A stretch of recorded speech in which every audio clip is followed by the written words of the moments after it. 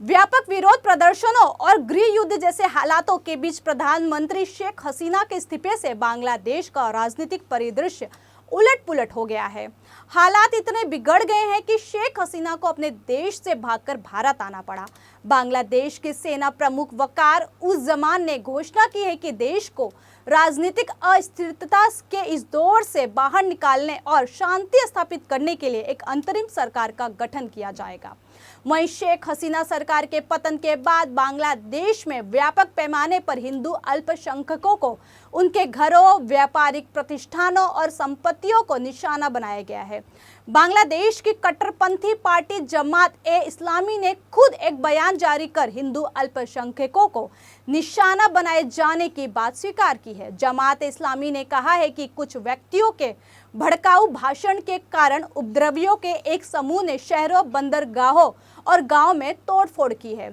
इसके अलावा कुछ इलाकों में सरकारी इमारतों, विरोधियों के घरों और विभिन्न धर्मों के पूजा स्थलों पर भी हमले हुए हैं। लूटपाट और आगजनी की घटनाएं भी हुई। जमात-ए-इस्लामी ने कहा कि हमने कई बार उपद्रवियों के इन हरकतों की निंदा की है और अब भी कर रहे हैं।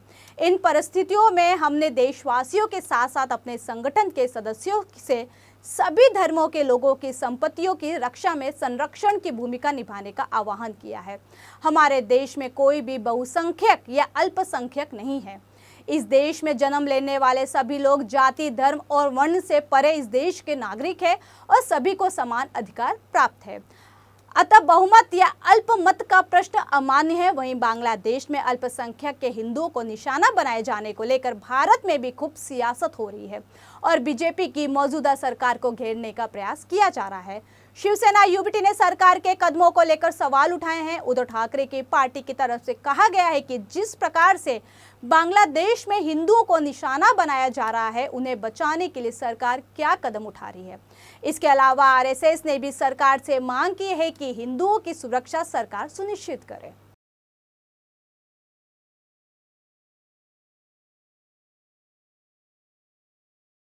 बांग्लादेश में तख्ता पलट होने के बाद जिस प्रकार वहां से खबरें आ रही हैं कि हमारे हिंदू भाई बहनों को तकलीफ दी जा रही है, उनके घरों में आग लगाई जा रही है, हमारे हिंदू मंदिरों को ध्वस्त किया जा रहा है, हमारे जो गुरुद्वारे हैं उनको तकलीफ दी जा रही है, वहां पर एक प्रकार से हिंसा की जा रही है।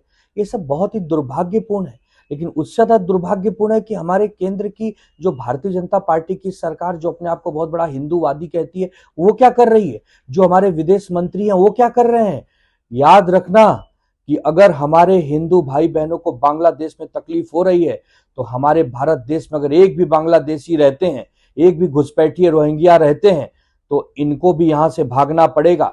सरकार को तुरंत कार्रवाई करनी चाहिए तत्काल प्रभाव से। बांग्लादेश की जो सेना ने इस समय कमान संभाली है और बांग्लादेश में राज कर रही है, उससे बात करनी चाहिए कि हमारे हिंदू भाई बहनों को तकलीफ वहां होगी तो हिंदुस्तान में जो बांग्लादेशी हैं, भले वो कितने साल से भी हों, उनको फिर घर वापसी करनी होगी, बांग्लादेश जाना होगा।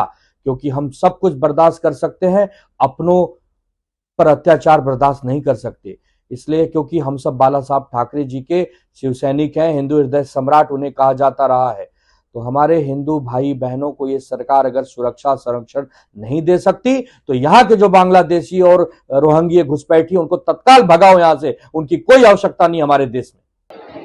हम देखिए, बांग्लादेश एक अलग देश है। यहाँ से किसी भी स्वयंसेवी संगठन को करने की अपनी एक मर्यादा है, परंतु हम सरकार से निवेदन कर रहे हैं कि एक सुनिश्चित करे कि वहाँ के हिंदू सुरक्षित रहे, और हमको विश्वास है कि सरकार कुछ कदम उठाएगी।